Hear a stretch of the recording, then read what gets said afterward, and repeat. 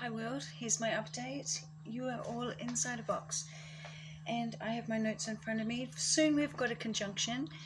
It is going to be Venus and Zeus crossing the South Node together, the South Node of fate.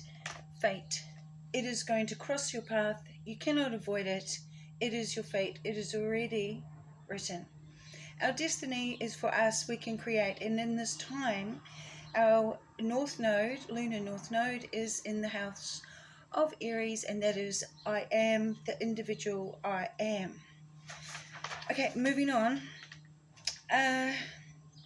So when the door opened to the South Node, there was the goddess Lilith, the star, and the asteroid star Isis, and the star Persephone. And also, I didn't mention, but there was also Zeus. And the reason why I didn't mention him is because I'm a girl. I started all these videos just to talk about myself. I was going to put myself through this, but my phone didn't have the power to hold it all, so thus I started a YouTube channel. It's primarily for myself, but I'm sharing. Okay, so when the crossing of Venus and Zeus over the South Node occurs, it's very soon, it's the 30th of November. From Persephone we learned that that upon our death, this whole cycle is actually about our death, because Lilith and Persephone and Isis all dealt with death.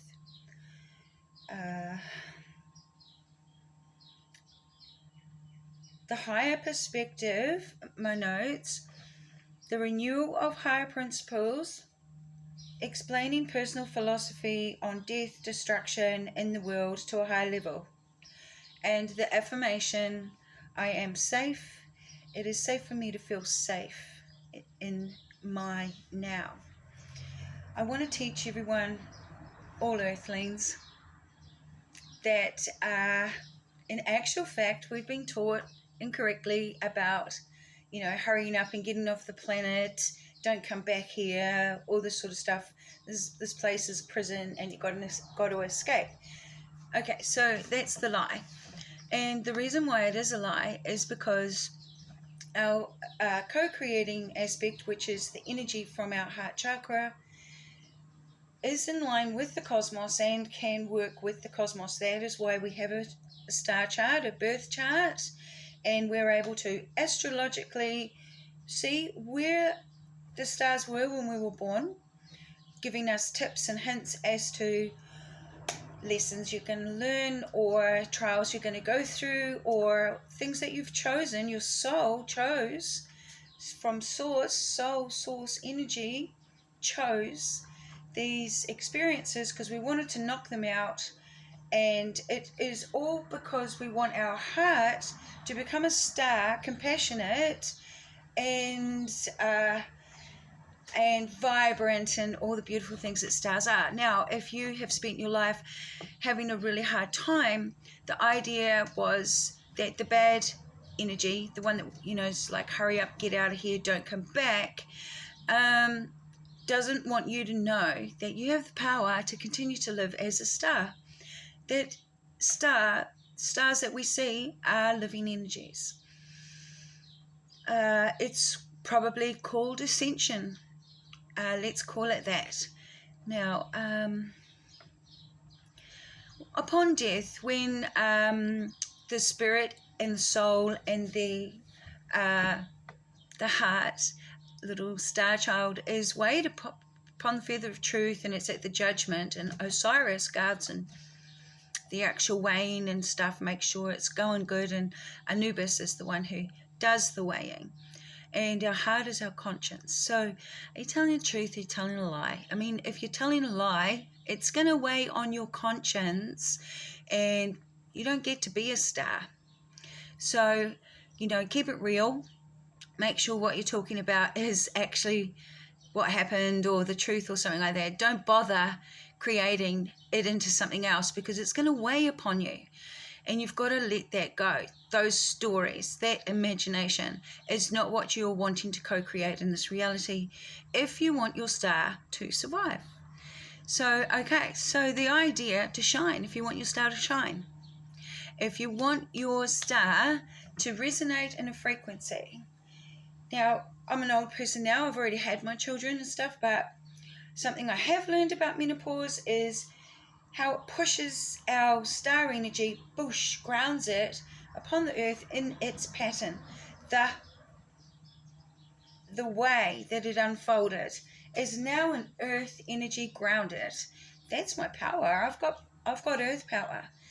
I'm just saying that this is what happened. I'm not saying you can make it happen, or it's up to you how it happens, or I don't know. I just live in my life trying to figure it out as I go. Okay, so anyway, back to the story. ZEUS is going to be crossing the South Lunar node, and he's an important person to speak about in this.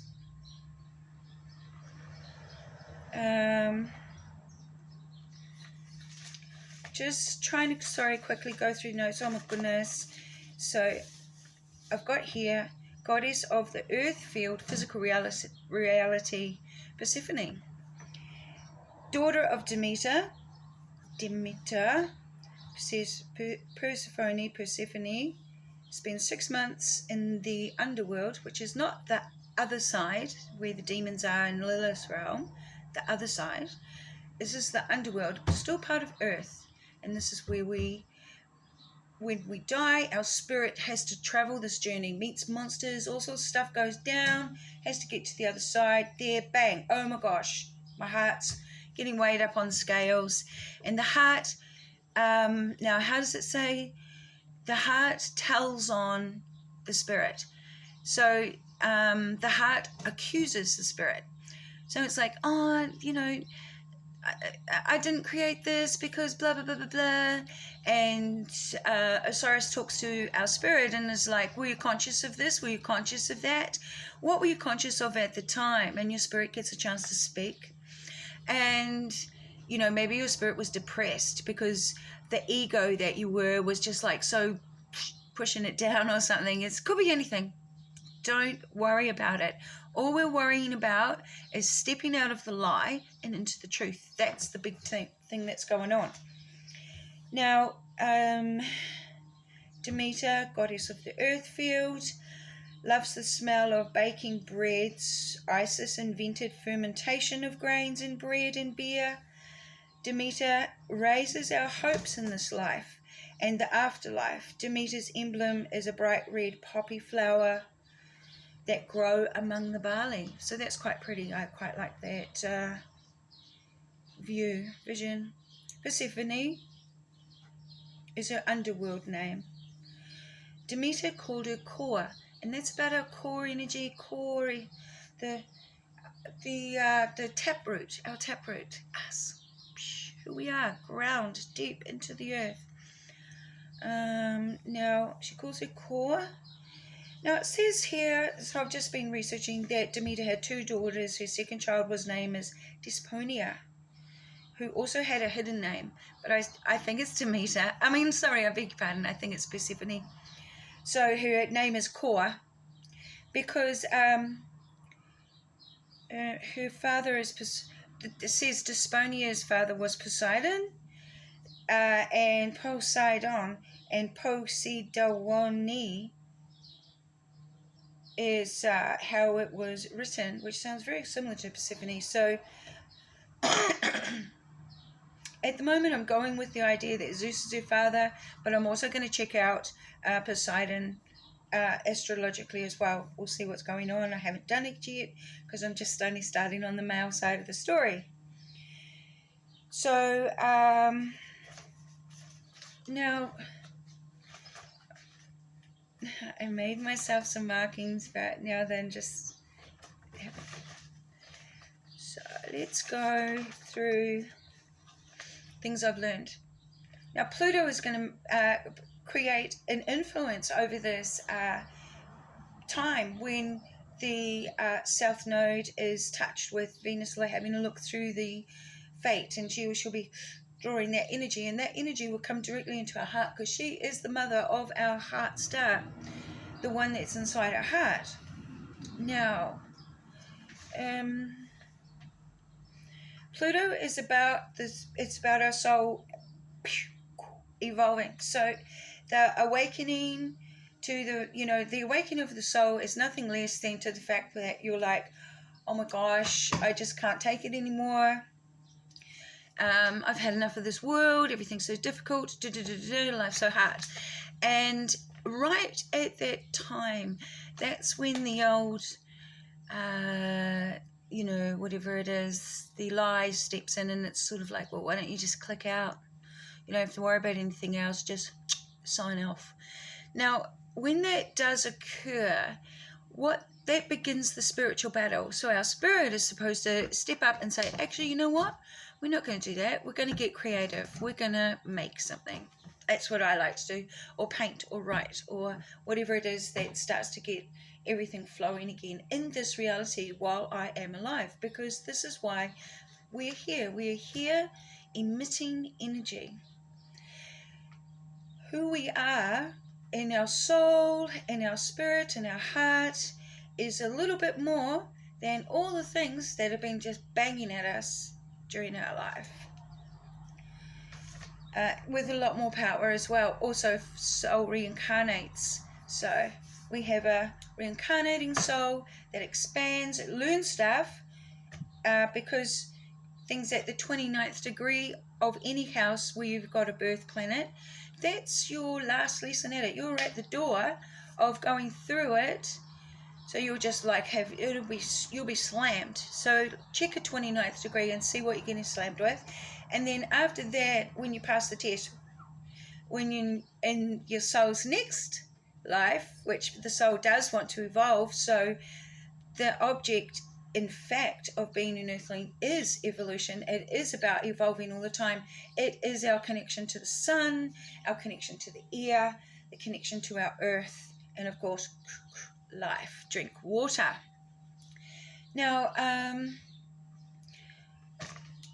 so what? Pluto evolves our soul, and Pluto is squaring. So when a square is a right angle, take the right angle. Jump into your creativity. I wanted to speak about ZEUS. Now, where have I done it? I just seem to have got mistaken with all this chit-chat.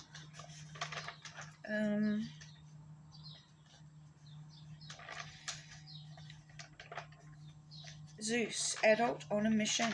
Okay, so what I have here...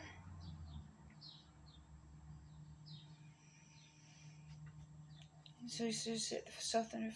Now, first of all, I was like, yeah, ZEUS, he's like always having sex with earthling women and creating like a whole race of giants, and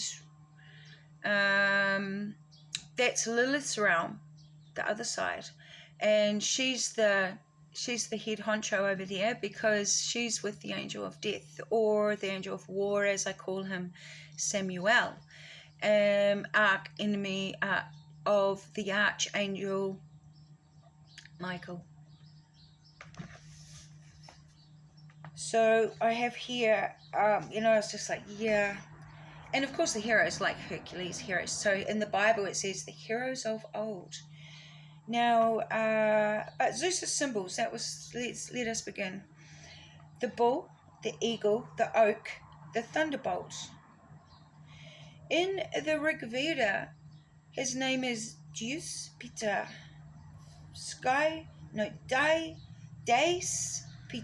Deus Peter, Sky Father. And also Zen, cause of life. Interesting.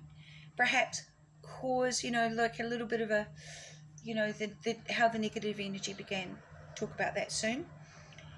When Rhea gave birth to ZEUS, she handed the newborn to Gaia, Mother Earth, to raise him in a cave in Mount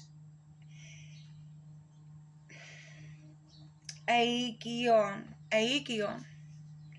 So, in saying the child was abandoned and put in a cave, and it's like, it's up to you, nature, whether it lives or dies, okay? Now, he grew up swiftly, feeding on the goat's milk of Amalthea. So a goat came to the cave, and Jebus, he was able to be sustained as a baby. Also, bees made a hive in that cave, and Zeus feasted on honey. So there we go, the land of milk and honey, which is the place of Zeus, and also the cave in this place of Aegeon. The Aegean. It's Aegean Sea. So anyway, the Aegean. Okay, then Zeus reaches adulthood, is given a lightning bolt by Cyclops, and begins the war in heaven. Now, in the Bible, the first war wasn't here on earth. It was actually in heaven, and then those fallen angels descended to earth. Let us move on. It is called the Titan Omancy. I'm so sorry. It was the Titans versus the gods' war for control of the world. So the Titans had something going down upon earth, and things were, getting done, whatever was going on. Sounds like it was a peaceful place. And then the gods came, because they won the war, and they put the Titans under the ground in a place called Tartarus. So they're, of course, immortals as well. They are the parents of the gods, and they are now in the underworld. So it's not a bad place, the underworld. Of course, remember Osiris is there as well. Let us move on. Zeus is an adult. First, his siblings are expelled from Kronos. He vomits them up. So Kronos, which is a Titan, the father of these gods and goddesses, didn't want the gods and goddesses to take over from them. So as soon as Rhea had a baby, he just swallowed it, okay? But he just swallowed it, and they were all alive inside him, and that's the way he liked it. But anyway, he vomits them up.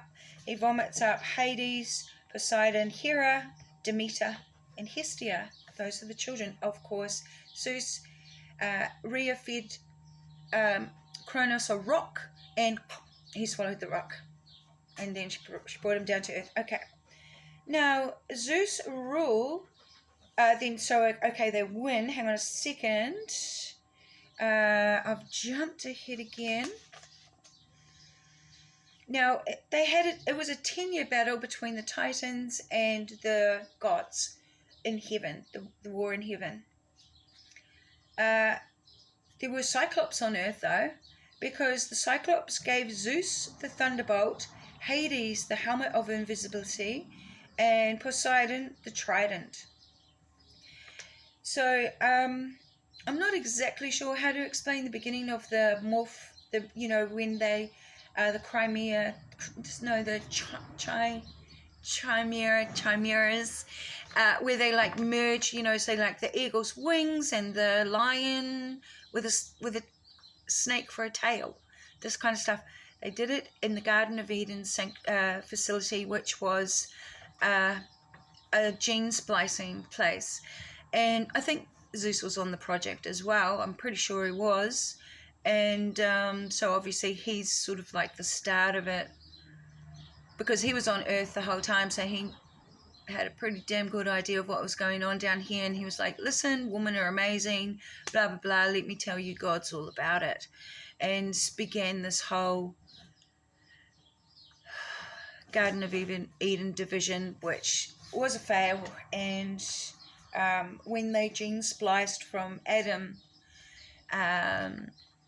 they created Homo sapien. Homo sapien is actually, because they used the male DNA and they spliced it into the feminine version. And when they did that mucking around, there was something a little bit wrong. And of course, sadly, Eve, the flesh and blood and bones of Adam, when they mated and procreated, their children were psychopathic, so they were murderous, which was the first time that had ever happened. and now all of a sudden we've got a murderous batch of humankind begun in the Garden of Eden. Now, okay, here we go with the story, because so anyway, the angels came down, as you know, mated with women of whom they choose, and the children offspring were giants. So when Zeus did win over the Titans,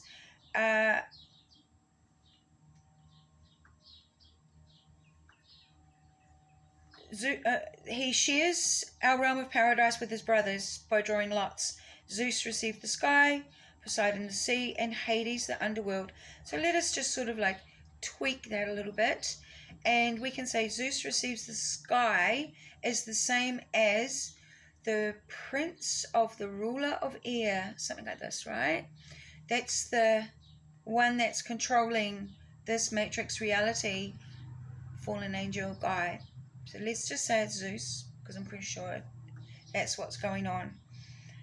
So now Hades got the underworld, Poseidon got the sea. Zeus' rule is quickly challenged by the giants. And then there's another war, the Giantomachy.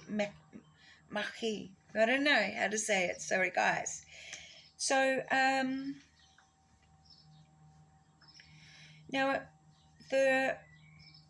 from the union with Tartarus, this is where the Titans were, and Mother Earth Gaia, out of anger for the death of the giants, it was produced, or the monster Typhoon was produced. So they have this war, giants, gods are killing giants. Giants can be killed because they're half mortal. So the difference between the gods is they are immortal, they can't be killed. But the giants are half immortal, half mortal. So a part of them is immortal, but you can inflict a wound and they can die. They can also live for a very great amount of years, hundreds. Like example, Noah lived 900 years. Now, who was a giant? Not the seed of earthling people. Now, okay, so this energy was created with the death of the giants, because the spirits of the giants are the demons. Jinn, you know, they like to possess and they're magical and stuff. Now, created from the union with Tartarus and Mother Earth, the monster Typhoon was created out of anger for the death of the giants. It was produced. So for the energy was produced, this anger was produced in an energy, and it became a typhoon. You know what a typhoon looks like. The monster attacks heaven and all the gods and goddesses. Out of fear, they transform into animals and flee to Egypt. Well, how interesting.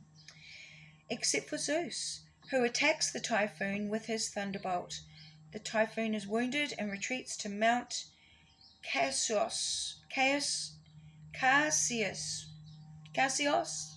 in Syria, where Zeus grapples with it, giving the monster a chance to rip out the sinews from his hands and feet while he was wrapped in the typhoon's coils.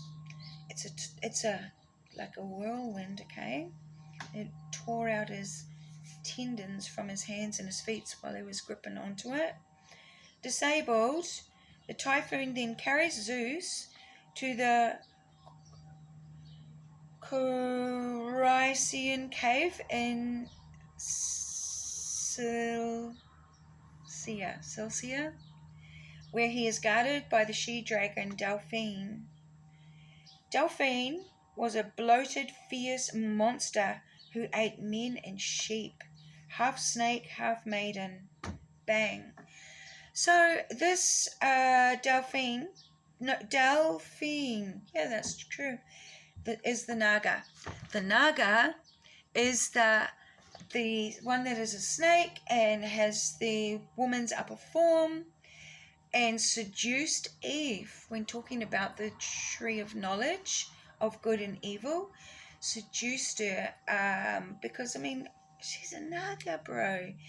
That's a pretty awesome creature. And the realm of this Garden of Eden is where the centaurs are, and Pan, and the mermaids, and Nagas. Okay, so yeah, and they made those there. Now,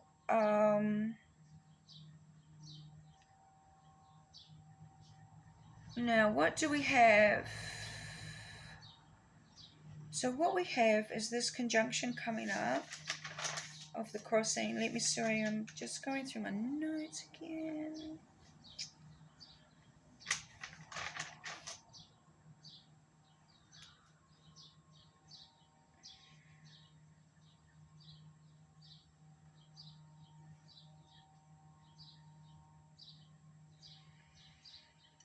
So we've just had the full moon in Gemini, and that's going to, usually it's the eclipses that herald the wind of change. You will notice that there's a directional change in wind. But with this one, what we have here is a different kind of wind of change. It's still touches our soul, which is our little sun, that little hot spot we've got up there in our crown chakra. The winds of change, and we don't throw caution to the wind. We are very purposeful, and we start to become very mindful. So we've had this conjunction with our soul and our ego, Mars and the Sun.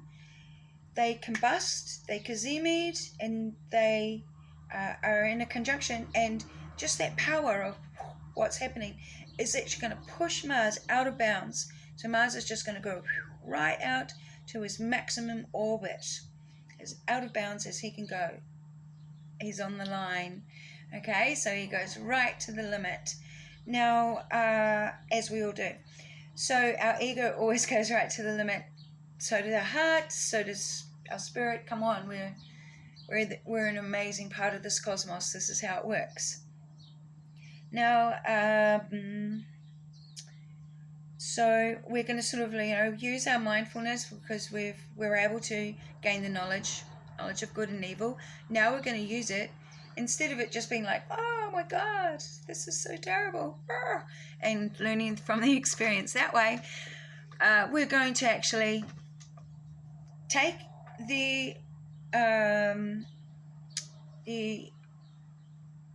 we're going to dissect the experience and break it down into its components. What were the gifts that we gained out of that? What was it that we, what did we realize about ourselves, right? Like, example, as a child, my mum left and I was a very little girl. So I was 5, my brother was 3, my sister was 8 months old. And it was a very long time ago, because I'm 58 years old now and I'm in my second Saturn return, so I don't cry about it anymore. It doesn't hurt my heart like it used to, but obviously as a child I wanted my mum, and so I felt abandoned. And I took that position of looking after my siblings and everybody around me. And then as I got a little bit older, I thought it was my job to save the world. And I have a savior complex. I took it really seriously, that, oh my gosh, this is my mission. I'm here to save the people of other people's loved ones. That's why they came into my life. And I seriously believed in it. Anyway, so from the experience, I learned different things like gifts. Now, I also learned that above all things, you preserve your own life.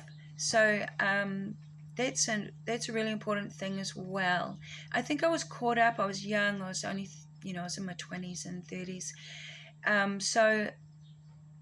was back in New Zealand by the time I was 35. And that was my first Saturn return. So I'm on to my second, so I'm taking it really seriously, because my first one was quite extreme, and I know why. It's because of the planets at the 29th degrees. So you always must check that on your birth chart. You look up your astrological birth chart. So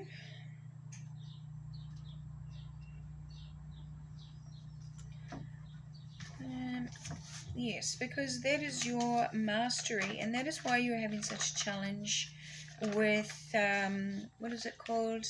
Crisis. Well, it's why the crises are in that part of your life, whether it's relationship or it's your relationship with something, okay? Whichever field that is, whichever level, area. Now, so saying, so we've got Lilith and Zeus, kind of like two powers, and the reason why I've placed those two together is because Lilith was with the head honcho of the angel of death, and Zeus was going around procreating with women in a big way, lots of different ones and stuff. So they're the two that we know of, and obviously there's an other world, and we're going to find out the difference between Hades and Pluto, because Pluto is obviously not he's a part of the story. He is a square, but in the story of Zeus it says Hades, Poseidon, Persephone, not Neptune and not Pluto. So of course Poseidon is an asteroid, and so is Hades, and then we have those small planets Pluto and Neptune that we consider as well in our astrological chart. But we can consider more, and we should, and the more we do, the faster we learn. Now the idea of good, the idea of evil is to kill off good. Oopsie, but my loves, the idea of good is to kill off evil. And it's this struggle that we have about, peace, peace, peace, and also this is so wrong, it's got to stop right now, cut it off. Now,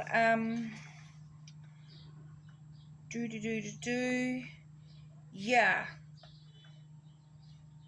And I'm not sure how bad it, how strong we have to be, but we have to be really strong. So I don't know how bad it's going to come, but it might be funny. It might come across so crazy. The lie is just like so extreme about you that you're like, oh my gosh, it just went out of the realm of possibility. So, it's more light-hearted. You can be more light-hearted and thank the Lord that you can. Thank the good Lord. The good Lord Shiva. He's my good Lord. So quickly moving forward, Pluto squares the nodal axis. That is a permanent change in the life of our soul path structure. It's in the house of Capricorn. Capricorn is the earth plateau. It is the plateau, is the plateaus that we see is actually like the cut down ancient trees that have been like laser cut. So now these trees, these plateaus, is where people in the old times used to build their fort and their castle, and the home of the village used to be there, and someone used to be around the outside of the wall or down into the valley below, but that was the holding, the safe place. So we're in this time. I want you to concentrate that I am safe.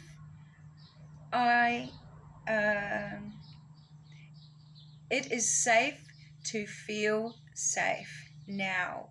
I am safe. It is safe to feel safe now.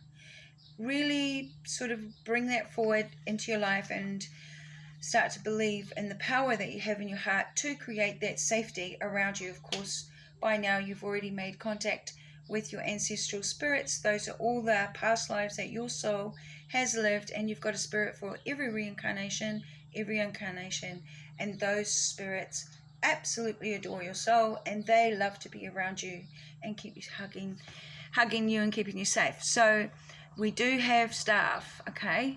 We should start being more aware of communicating directly with them, have a proper communication also to soul, which is the source, which is the sun. We can have direct communication. We use our words and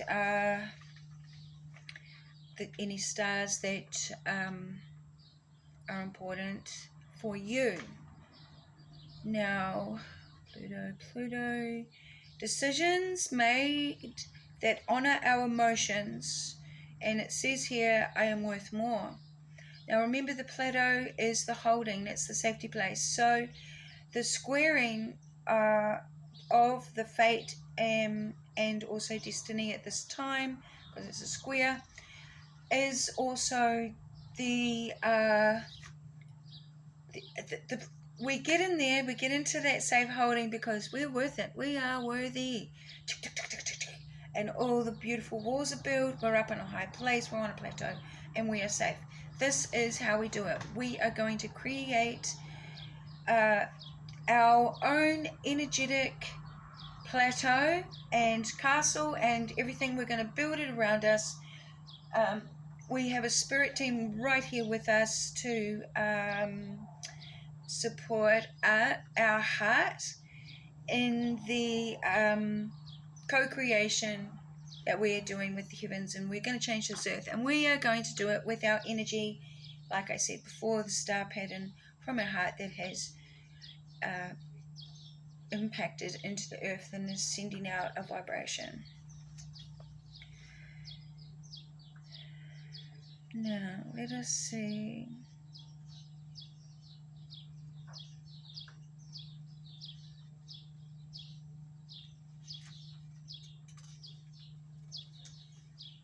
And from now and through until January, we just do all the adjustments that we need to do. So the things I've mentioned, obviously we're bringing this into our reality, we're speaking about it, we are making it a part of our reality, physical reality. That's our power. We have the power in our physical reality. Please remember that you always have a choice. There is never a moment when you don't have a choice. Even if it seems like this fate has been put upon you, please believe in yourself. You have a choice, and I really want to stress that because I always thought that I didn't, and everything was flooding over and upon me in my life. So there is, of course, a point where it's got to come to, because if it's talking about your 29th degrees, it has to come to that threshold where you have had enough. Okay, so right at that threshold when you have had enough, bang, it sparks in your it's a power, it's an ability. You say your prayer, you know, you really connect with God, Source, Great Spirit, Chief Father, and make your plea. And you always have to ask. So, I mean, everybody's, you know, the whole universe is just busting to do it for you, but you have got to ask. So, strangely, I always thought I only had 3 prayers up my sleeve. Don't waste them. But in actual fact, you can pray every single minute of the day if you want. And you can live your life in prayer. You can walk in prayer. Your prayer is manifesting for you is at the same time with the help of like the whole cosmos. So hey, why not go for all that has been given to you to have? So let me see now.